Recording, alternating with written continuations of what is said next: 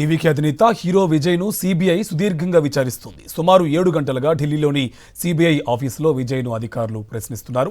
41 మంది ప్రాణాలు పోవడానికి కారణమైన కరూర్ తొక్కిసలాట ఘటనకు సంబంధించి విజయ్పై ప్రశ్నల వర్షం కురిపిస్తున్నారు. క్రౌడ్ మేనేజ్మెంట్, కనీస సౌకర్యాలు కల్పించకపోవడం వంటి విషయాలపై విజయ్ ను ప్రశ్నించారు. అలాగే అసలు విజయ్ ఆ ర్యాలీకి ఆలస్యంగా ఎందుకు రావాల్సి వచ్చిందో విచారించారు. అయితే తొక్కిసలాటకు తమ పార్టీ కారణం కాదని సీబీఐ ముందు తన వాదనను వినిపించారు విజయ్. సహాయక చర్యలకు ఆటంకం కలగకూడదనే ఘటన జరిగిన వెంటనే తాను అక్కడి నుంచి వెళ్లిపోవాల్సి వచ్చిందన్నారు.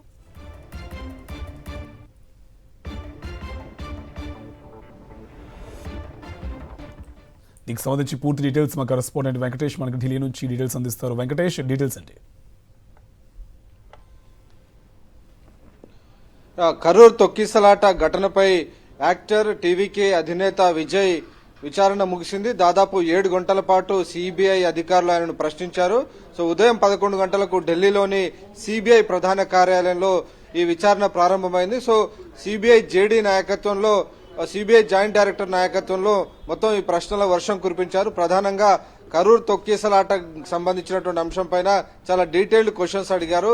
ఈ సభకు సంబంధించినటువంటి అనుమతి తీసుకున్నారో, ఒకవేళ అనుమతి కనుక తీసుకుంటే దాన్ని ఆ క్రౌడ్ కంట్రోల్ చేయడానికి ఎంతమంది వాలంటీర్స్ ని పెట్టుకున్నారు, అక్కడ ఫుడ్ గానీ, అలాగే వాటర్ సప్లై గానీ, అలాగే పర్మిషన్స్ గానీ, వీటికి సంబంధించినటువంటి అన్ని వివరాలన్నీ కూడా స్పెసిఫిక్ గా డీటెయిల్స్ అడిగారు. వాటితో పాటు దానికి తగినటువంటి అనుమతులు ఉన్నాయా, ఎంతమంది వస్తున్నారు, ఆ వచ్చేటువంటి ప్రజలను నియంత్రించేందుకు అవసరమైనటువంటి ప్లాన్స్ గానీ, అలాగే ఎమర్జెన్సీ ప్రిపేర్డ్నెస్ గానీ ఇవన్నీ ఉన్నాయని చెప్పి ఇలా ప్రశ్నల వర్షాన్ని విజయ్ పైన కురిపించారు. నిజానికి ఆయన అరెస్ట్ చేస్తారనేటువంటి ప్రచారం జరిగింది, కానీ ఈ కేసులో ఆయనను ప్రస్తుతానికి కేవలం సాక్షిగానే విచారించారు. సో మొత్తానికి ఇప్పటికే దాదాపు 2-3 నెలల నుంచి దీనికి సంబంధించినటువంటి దర్యాప్తు కొనసాగుతోంది. టీవీకేకి సంబంధించినటువంటి అనేక మంది నాయకులను విచారించారు. అలాగే అక్కడ కరూర్ డిస్టిక్ ఎస్పీని, అలాగే రాష్ట్ర ఐజీని, డీజీని వీరందరినీ కూడా ప్రశ్నించినటువంటి పరిస్థితి. సో కరూర్ ఘటనకు సంబంధించి తొక్కిసలాటలో ప్రధానంగా 7 గంటలు ఆలస్యంగా విజయ్ సభాస్థలికి చేరుకున్నారు. అనుకున్నటువంటి సమయానికంటే 7 గంటలు ఆలస్యంగా వచ్చారు. దాని ఫలితంగా అక్కడ ఉన్నటువంటి హాజరైనటువంటి ప్రజలకు ఆహారం గానీ, అలాగే నీళ్లు గానీ దొరకనటువంటి పరిస్థితి. తీవ్రమైనటువంటి ఉక్కపోత కారణంగా డీహైడ్రేట్ అయ్యి కనీసం ఆక్సిజన్ కూడా అందనటువంటి పరిస్థితి ఆ ప్రాంతంలో నెలకొంది. సో విజయ్ వచ్చేసరికల్లా ప్రజలంతా కూడా పూర్తిగా డస్సిపోయినటువంటి పరిస్థితి, కంప్లీట్ గా డీహైడ్రేట్ అయిపోయినటువంటి పరిస్థితి. సో ఆయన సభ మొదలు కాగానే తీవ్రమైనటువంటి తొక్కిసలాట జరిగి దాదాపు 41 మంది చనిపోగా 60 మందికి పైగా గాయపడ్డారు. సో ఈ ఘటన అంతా కూడా దేశవ్యాప్తంగా తీవ్ర కలకలాన్ని సృష్టించింది. ఏకంగా సుప్రీంకోర్టు ఈ కేసును సిబిఐకి అప్పగించి దీనిపైన దర్యాప్తు చేయాలని ఆదేశించింది.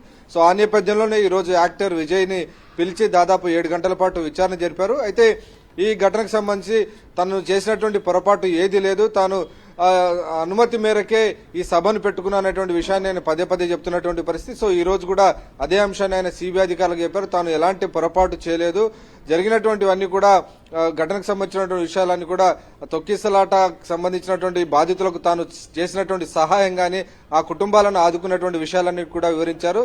అలాగే టీవీకి సంబంధించినటువంటి చాలా మంది నేతలు మాత్రం ఇది చాలా కాన్స్పిరసీతోనే అక్కడ తొక్కిసలాట జరిగేటువంటి ఒక అట్మాస్ఫియర్ ను కల్పించారు. అవసరమైన మేరకు పోలీసులను అక్కడ రాష్ట్ర ప్రభుత్వం ఏర్పాటు చేయలేదు. సో డీఎంకే ఒక కాన్స్పిరసీ చేసిందనేది ప్రధానంగా టీవీకే ఆరోపిస్తున్నటువంటి పరిస్థితి.